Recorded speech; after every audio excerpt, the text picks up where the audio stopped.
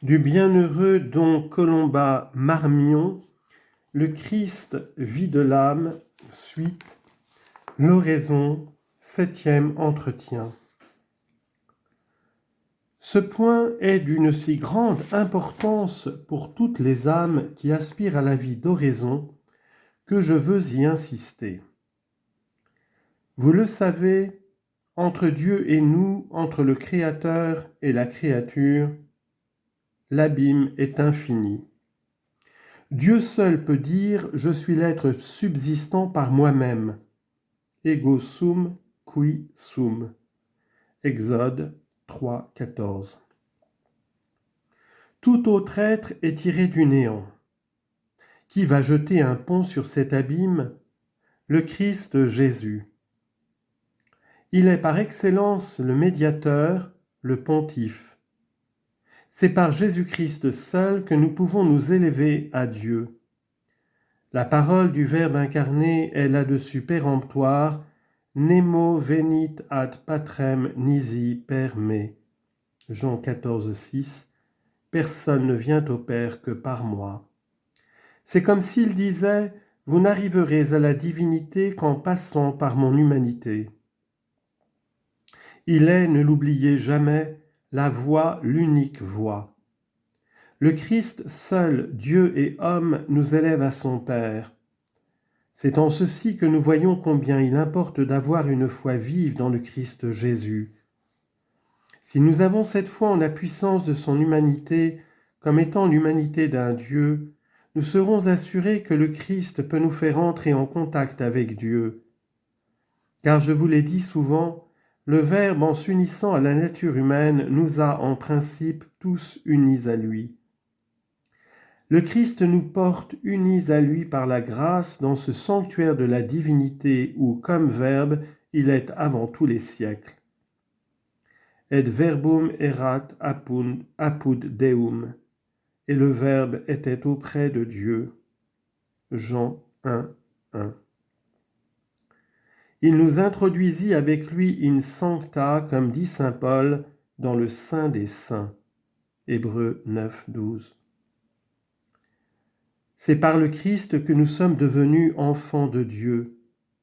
Misit Deus filium sum ut adoptionem filiorum reciperemus.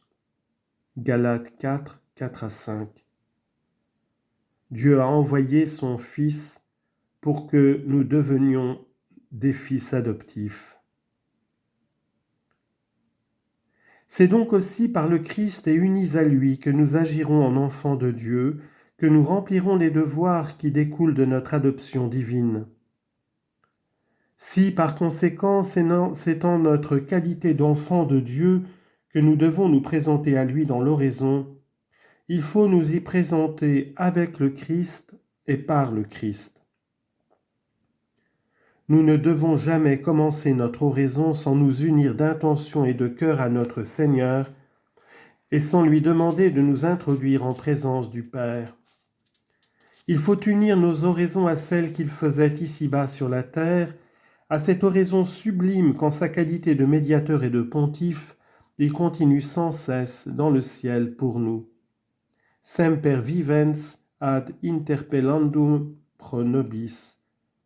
Hébreux 7, 25. Lui est toujours vivant, intercédant pour nous. Voyez comment notre Seigneur a sanctifié nos oraisons par son exemple. Erat per noctans in oratione Dei. Luc 6, 12. Et lui passait ses nuits à prier Dieu. Saint Paul nous apprend que ce divin pontife, dans les jours de sa vie terrestre, a offert avec de grands cris et avec larmes des prières et des supplications. Hébreux 5, 7. Species tibi datur forma tibi praescribitur quam debes emulari. Traduction: Ô chrétien, c'est un modèle qui t'est présenté pour que tu l'imites, dit saint Ambroise en parlant de l'oraison du Christ. Jésus a prié pour lui-même quand il a demandé à son Père de le glorifier. Glorificame tu, Pater. Jean 17, 5. Il a prié pour ses disciples, non pour qu'ils soient enlevés du monde, mais pour qu'ils soient délivrés du mal, car ils appartiennent par lui au Père. Quia tui sunt. Jean 17, 9.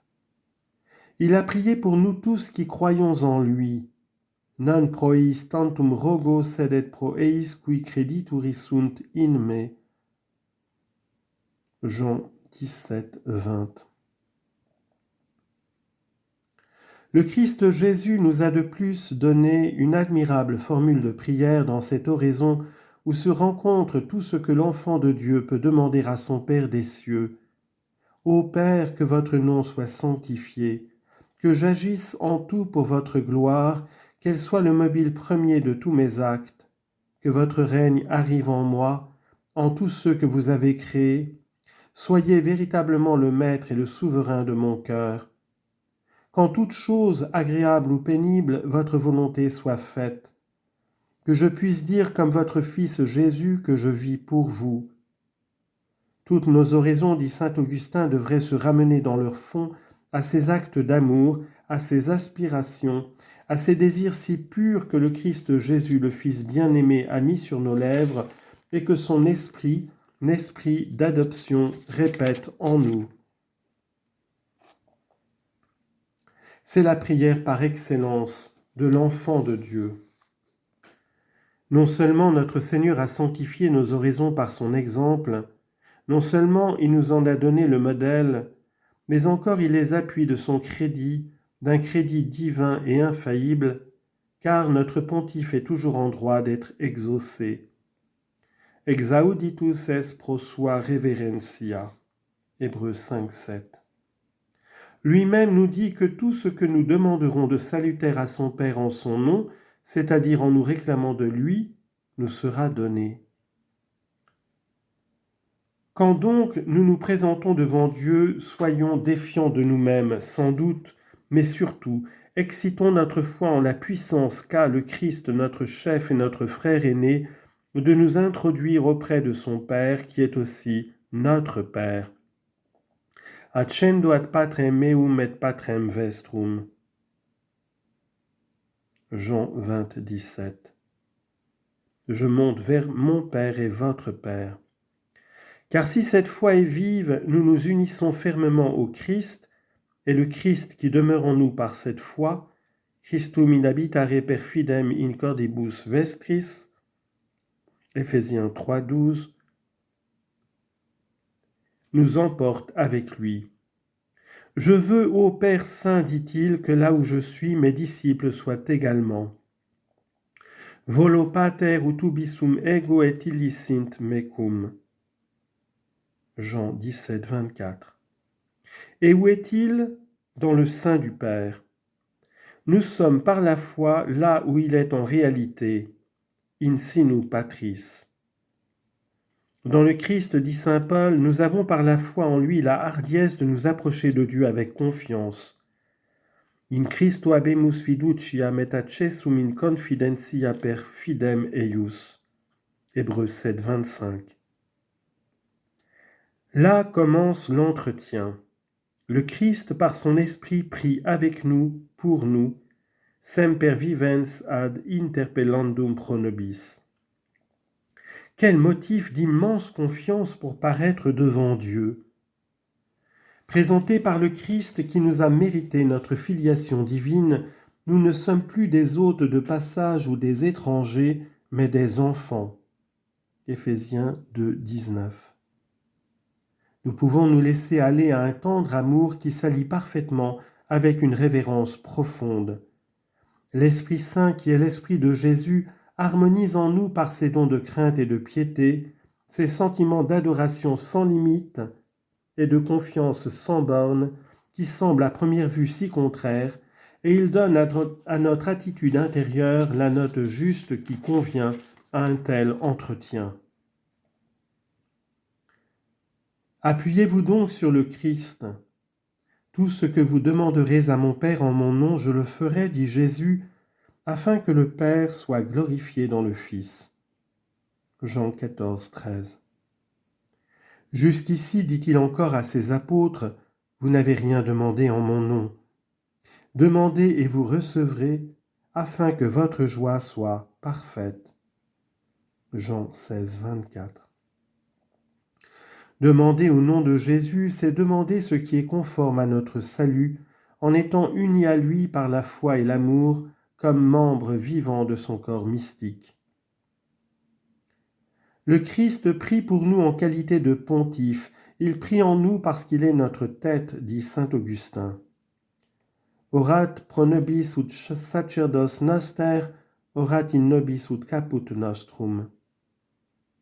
C'est pourquoi, ajoute-t-il, le Père éternel ne peut nous séparer du Christ, pas plus qu'on ne sépare le corps de la tête. En nous voyant, il voit son Fils, car nous ne faisons qu'un avec lui. Et c'est pourquoi aussi, en nous accordant ce que son Fils lui demande en nous, il est glorifié dans son Fils, car le Père trouve sa gloire à aimer son Fils et à mettre en lui ses complaisances. Dieu, dit sainte Thérèse, se plaît extrêmement à voir une âme placer avec humilité son divin Fils comme intermédiaire entre elle et lui. N'est-ce pas ce que fait l'Église elle-même, épouse du Christ, quand elle termine ses oraisons par le nom de son époux divin qui règne dans les cieux avec le Père et le Saint-Esprit. Et en même temps, notre joie est parfaite, non ici-bas sans doute où il faut encore lutter et où nous ne pouvons pas toujours obtenir tout de suite ce que nous désirons. Car selon la pensée de saint Augustin, l'homme qui sème aujourd'hui ne peut pas espérer récolter dès demain. Mais elle se perfectionne peu à peu, cette joie intérieure d'être l'enfant de Dieu, et nous avons la confiance qu'elle s'épanouira un jour dans la béatitude céleste. Car l'âme qui s'adonne fidèlement à l'oraison se dégage de plus en plus du créé pour entrer plus profondément dans la vie de Dieu. Cherchons donc à être des âmes qui demeurent unies à Dieu par une vie d'oraison. Demandons à notre Seigneur de nous accorder ce don infiniment précieux, source lui-même de grâce excellente. Demandons ce don dans la mesure où il convient à chacun de nous selon le plan divin. Si nous sommes fidèles à le solliciter et d'autre part à répondre dans la mesure de notre faiblesse aux grâces que Dieu nous donne dans le Christ, soyons assurés que nous vivrons de plus en plus selon l'esprit de notre adoption et notre qualité d'enfant de Dieu, de frère de Jésus-Christ, ira s'affermissant de plus en plus pour la gloire de notre Père céleste et la plénitude de notre joie. Ut glorificetur Pater in Filio, ut gaudium vestrum sit plenum.